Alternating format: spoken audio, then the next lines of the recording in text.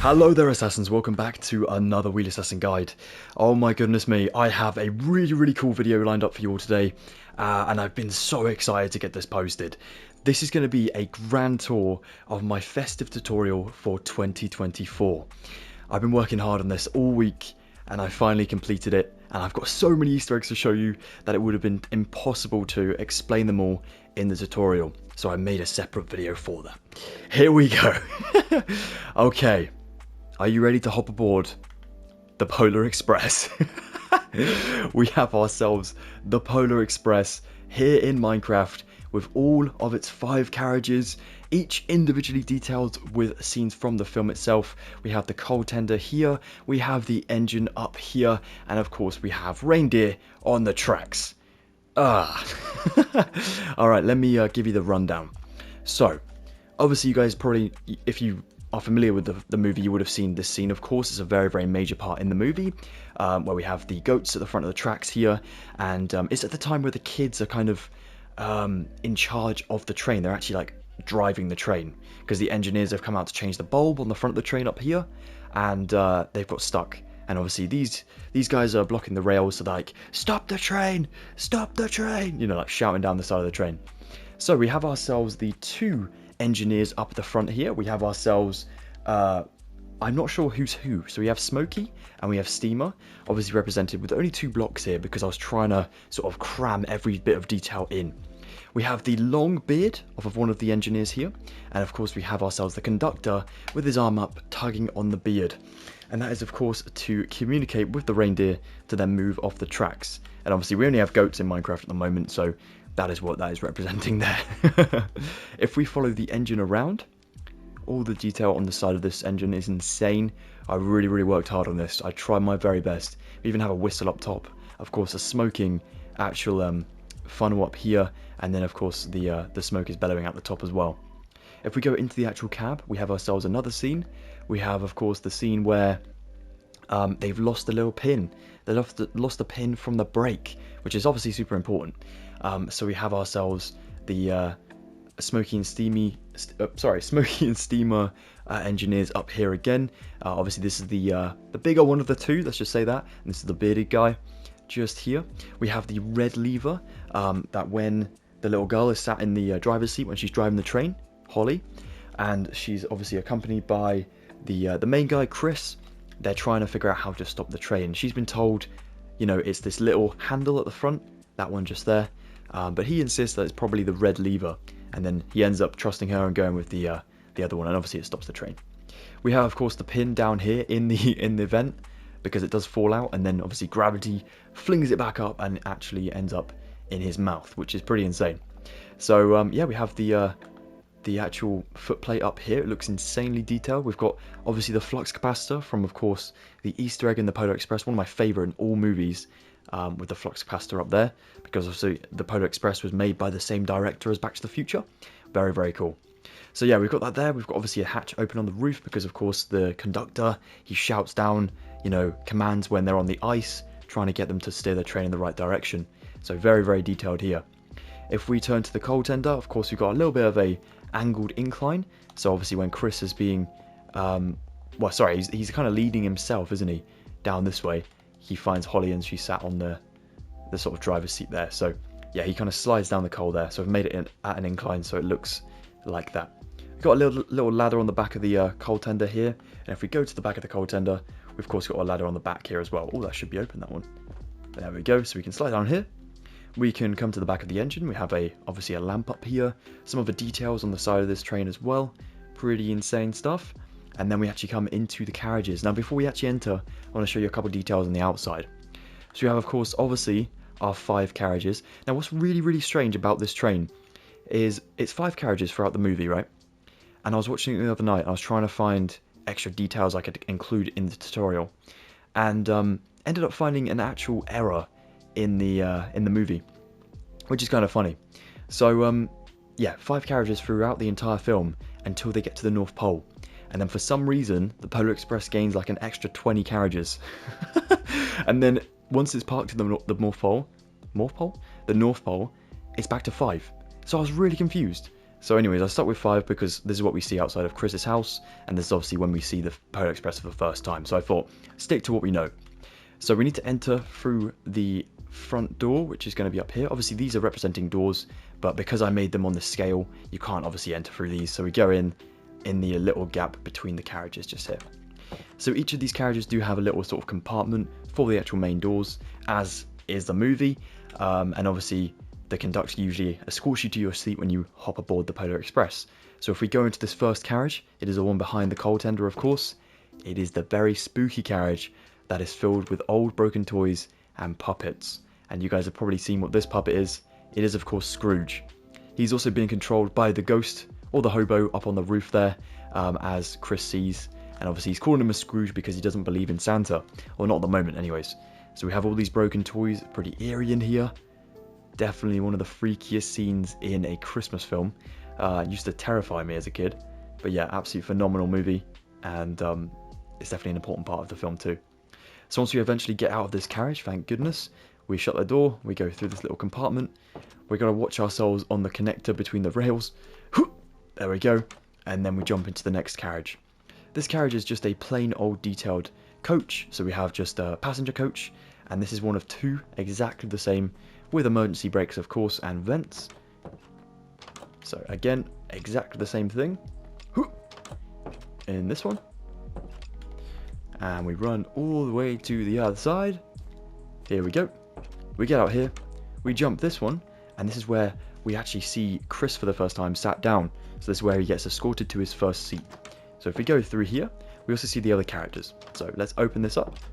We have of course the hot chocolate scene. I could not include that. Like, it's a really, really important part of the movie, and it's definitely one that sticks in your head. So had to include that. So obviously we've got tables and chairs for this one. The temporary tables. The seats have been flipped around the wrong way, so they can obviously sit like facing one another whilst they're having a hot chocolate. And we've got the vents again. We actually have ourselves a couple characters in here as well. Now we see Chris when he enters the Polar Express, he comes in the back door. So like the furthest door from the actual train itself, the locomotive. So we've built him at the back there, which you'll be able to see in a second. But if we go past the hot chocolate making machine, we come up to the characters. So we've got the know-it-all over here in his yellow sort of pajamas, his yellow kind of designed pajamas just here. Behind him we have of course Chris. He sat down with his dressing gown on and his yellow pajamas under the dressing gown, and he's just sat opposite our friend Holly, who is sat on this seat over here, and she actually has a hot chocolate under her seat that she saved for Billy, who is sat in the back carriage. Of course, you kind of can see it throughout the mangrove trapdoors through there. We have of course the emergency brake that Chris does pull in the movie, and that is just slap bang up there, which is pretty cool. So for this next detail, if we just come outside for a second and jump over the coupling device just there, also you can see that these emergency brakes are like on the outside of all the carriages, by the way. So every single coach does have one of these on the side. It's just that the back one here has it this way around rather than the other way around, because of course it's the final coach. We have ourselves a slab down here. Now it looks really like, you know, inconspicuous and doesn't look like it does anything at all, and it doesn't obviously, but it is actually representing the uncoupling device that Chris does step on when he's trying to enter the Polar Express. Him and Holly are trying to get Billy, and they're trying to get him off of the Polar Express in the North Pole to come and meet Santa, but he's feeling a bit down, so they go back to the Polar Express to try and get him off.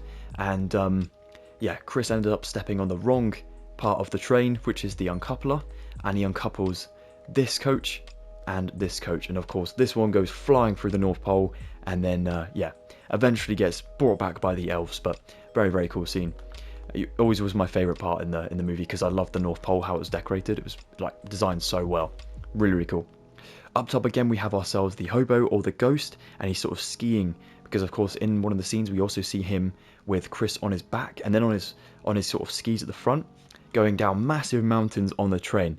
So I built him kind of skiing up top. I'll show you a little bit more detail in a second up there. If we get back inside though, we can go into the final coach, and this one is the very posh coach, the first class. Here we go. So we have ourselves Billy. He's just sat up here, kind of lonely, just chilling, you know. I don't know what kind of made him want to get on the Polar Express. I think it was just Chris shouting at him out the window. But yeah, he eventually did come on, and this is where he sits. We of course have a telephone as well on this wall over here.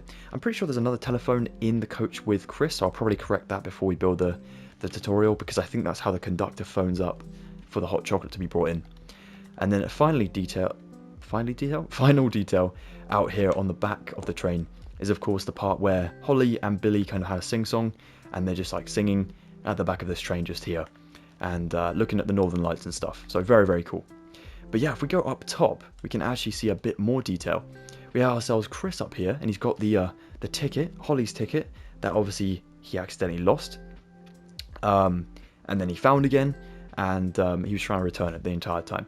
We have these levers representing the sort of handles. That is actually very, very helpful when they're skiing down the train, because Chris almost falls off the back of the train. Like, he's done that like loads throughout the movie. It's a real health and safety hazard, this train. But yeah, the hobo kind of like anchors himself with the handle here, and there's one on the other side as well. But obviously they would be iced over. And the reason I haven't put snow on this at the moment is because I wanted to show you every single detail without snow kind of getting in the way. And also when we build a tutorial, I don't want to sort of cover it all in snow and then not know what I'm doing exactly. But if you wanted to cover it in snow, absolutely feel free, because that's of course how we see it in the film.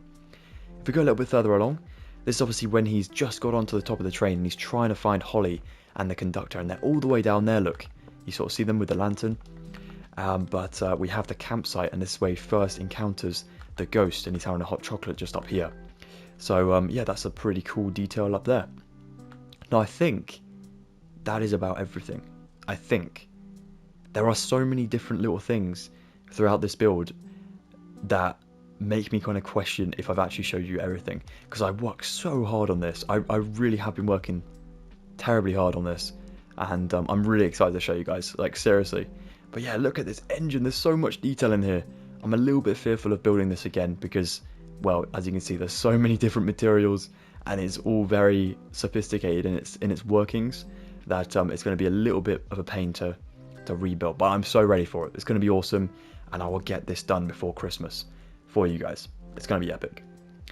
But yeah, that is the Polar Express here in Minecraft, fully detailed. Honestly, one of my most detailed Christmas builds I've ever done. I think this is well up there with the Home Alone mansion. So yeah, very, very exciting stuff. Like I said, super excited to get this started. I hopefully will be starting it this Wednesday, for those watching this as this comes out.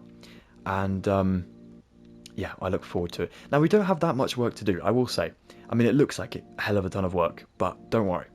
Because if you think, once we've built the actual train, which I'm going to separate into parts, by the way. So we'll do the train firstly, the actual engine of the locomotive. We'll do that firstly. Second episode will be the coal tender, give us a little bit of a break because it's a bit easier. Third one will of course be the carriages themselves, because all of them are identical. All these four are identical in their outside design. Of course that one has banners on, but that's not a problem. That's going to be pretty easy.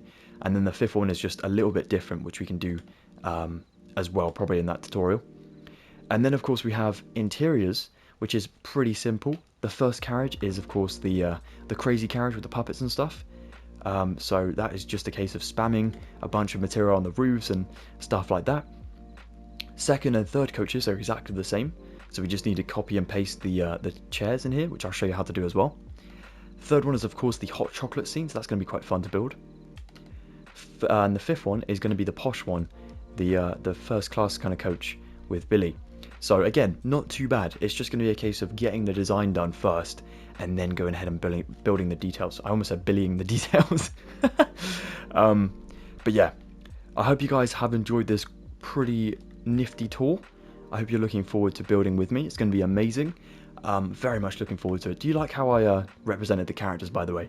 I thought this was a perfect material to represent Holly, because of course she has like a salmon sort of coloured pajama on. And of course the carpets on top representing their hair colours. And obviously the hobo doesn't have his hair out, he has like a flap cap on. So I put that on there as well with a trapdoor.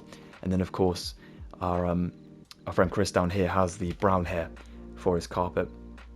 No, that was the wrong way around. Has carpet for his brown hair. There we go.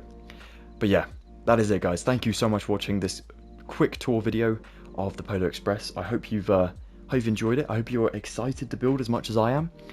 Yeah, cannot wait. It is going to be phenomenal. But yeah, please let me know which parts you're looking forward to the most in the comments below. Definitely get sharing this about if you could. Like I said, I've worked so hard on this, so I really want this to do well if it can. But yeah, thank you so much for watching, guys. Have a lovely rest of your day. Definitely drop a like if you've enjoyed this one, and definitely consider subscribing if you're new around here and you're looking forward to the build.